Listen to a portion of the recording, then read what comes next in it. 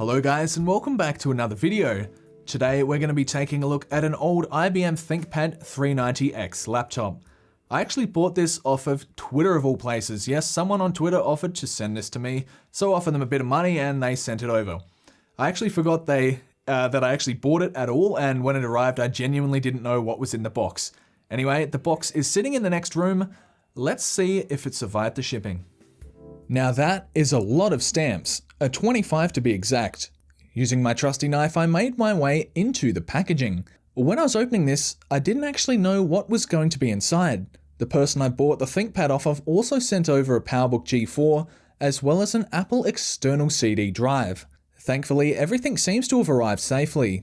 It's even got the original power supply, which has a rather pleasing 90s aesthetic to it. This is a rather feature-dense laptop, with a wide variety of ports and connectivity. Opening it up, we can see that it is relatively clean, but the cracking and flexing of the hinge is definitely somewhat concerning. On the other side, some of the plastic has actually broken away. At least there's something we can try and fix when we take it apart later in the video. The sticker on the back leads me to believe this was originally used at the Qantas airline here in Australia. It does seem like IBM have been involved with Qantas for quite some time. Well, let's try powering the ThinkPad up and see if it still works. After flicking the power switch, we get the words IBM and ThinkPad on screen. Not long after, there's the also nostalgic Windows 98 boot screen. There also seems to be some sort of Norton virus scan on boot up. Now the best part, the Windows 98 startup sound.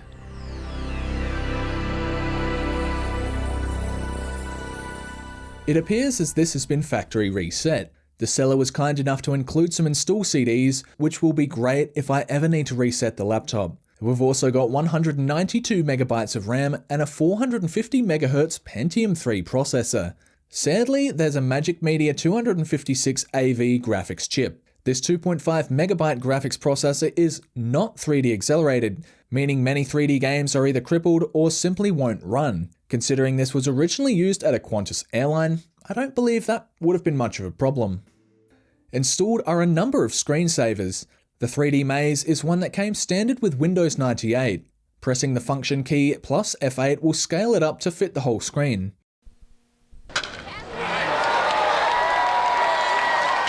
One that I've never seen is called Baseball.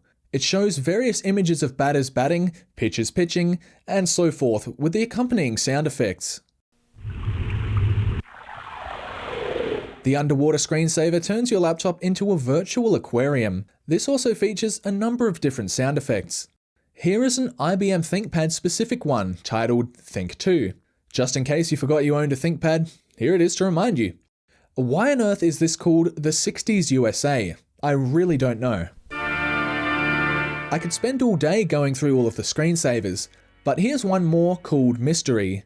It creeped me the heck out when I was a kid. Opening up Internet Explorer, it seemed as if IBM actually offered an internet connection. Sign up now and get a 30-day unlimited free trial. It also says here $4.95 for 3 hours and $1.95 for each additional hour. Yikes. Before we take things further, I'd like to tell you that today's video is sponsored by the Ridge Wallet. When they reached out to me, I thought it would be a great fit as I genuinely desperately needed a new wallet. A lot of people were telling me that I should definitely get a new wallet. I mean, look at this thing. It looks pretty bad. So when Ridge sent over their titanium cobalt wallet, there was no going back. This thing is really well made and feels like a quality product. It's built to last and comes with a lifetime warranty. But don't just take my word for it, there are over 30,000 5-star reviews. You can get yours in a wide variety of different colors and finishes, including carbon fiber and the awesome looking burnt titanium.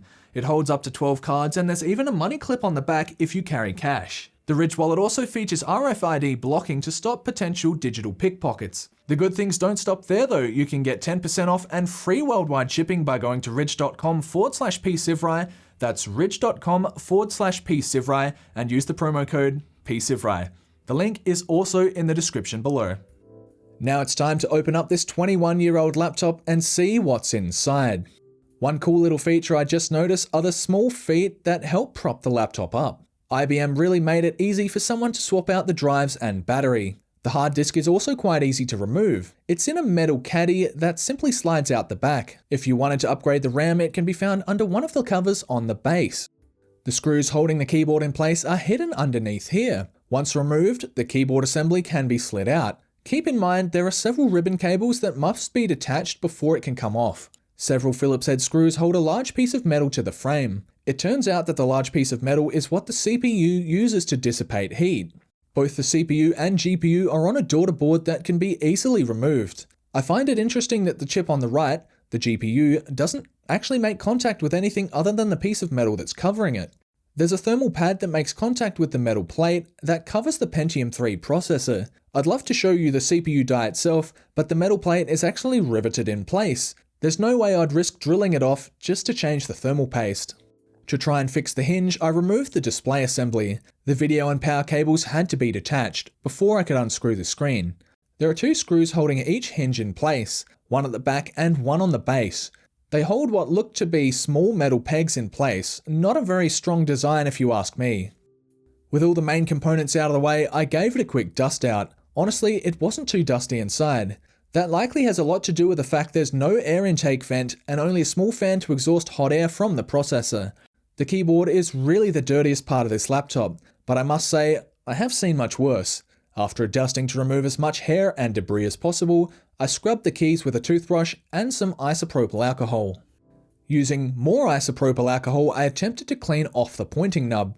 I really should just buy some new ones online, given how many ThinkPads I cleaned throughout the year. Last of all, I applied some red permanent marker. I seem to have gotten more of it on my hands though than the pointing nub. Using some super glue, I pieced back together the plastic that had broken away from the hinge. I don't genuinely believe that the screen was going to snap off, but the hinge design is honestly pretty terrible, and over time it's just going to flex and crack.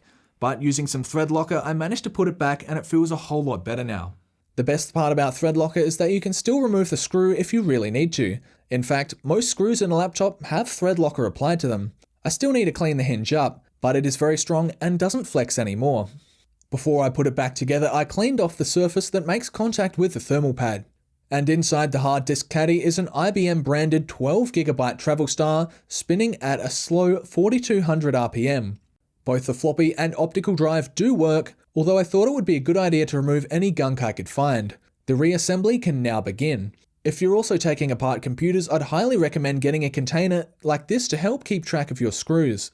With the keyboard slot back in place, I can put that red pointing nub back where it belongs. With it all back together, I can give it a clean with a healthy dose of eucalyptus oil. The red, green, and blue IBM logo is such a cool part of these old ThinkPads, which, for the most part, all look pretty much the same. Overall, this laptop is in pretty good condition. There isn't much you can do about the deep scratches unless you want to go to a lot of work. Once again, a toothbrush has made it much easier to get to those hard to reach places. With the base wiped down, I could now cleanly remove the Qantas sticker. I used a small amount of sticker remover. I left this soak for just a few minutes, which made the removal very easy. It did, however, take quite a bit more work to remove the red substance. Several applications of methylated spirits removed most of it, which is as much as I think as I'm going to get off. And this is how it turned out. Cleaning up the palm rest revealed some cosmetic wear on the plastic, which is to be expected with a laptop of this age. So let's try using this 21-year-old device.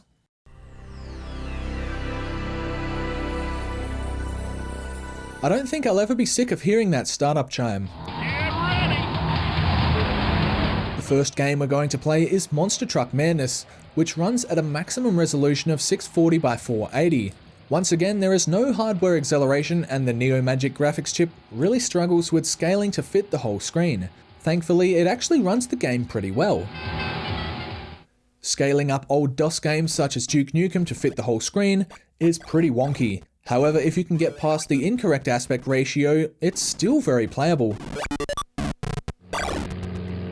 Another childhood favourite of mine is Microsoft Flight Simulator for Windows 95. It's a little hard to control with a keyboard and mouse, but that won't stop me from crashing into a building. Hey, there's also crash damage, which is pretty neat. How could I possibly forget Duke Nukem? The MIDI rendition of the music is pretty bad in this case. The game runs pretty well though. I found it a bit hard to control using the pointing nub.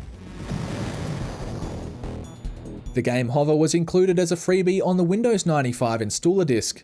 Running it at 640 by 480, windowed mode was pretty excellent, sharp and very fluid. However, trying to run it in full screen mode made it look absolutely terrible. With the aid of this Ethernet card, which is faster because it's red, we can hook ourselves up to the internet. It was surprisingly fast and responsive while using the last supported version of Firefox. Don't expect modern websites to load properly though. Last of all, we've got some art that'll be drawing in Microsoft Paint. And there we have it, another masterpiece. In a similar way to how Apple's tapered edge iMacs look really thin from some angles, the tapered base of the ThinkPad really does make it look a lot thinner.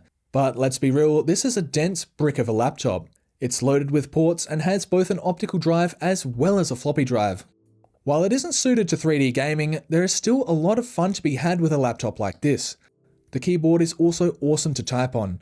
IBM have always been really great in this area. Laptops have come a long way in the last 20 years, and I'm glad that this one is still up and running. Thank you very much for watching. Next week's video is going to be a big one. It's going to involve dozens of MacBook Airs. Yes, you heard that right, dozens of MacBook Airs. Anyway, you'll see that then, and if you like this video, feel free to leave a like, and if you want to see more, I'd definitely appreciate it if you subscribed. Thank you very much for watching. I'm glad we've got this looking a whole lot cleaner, and I'll see you then.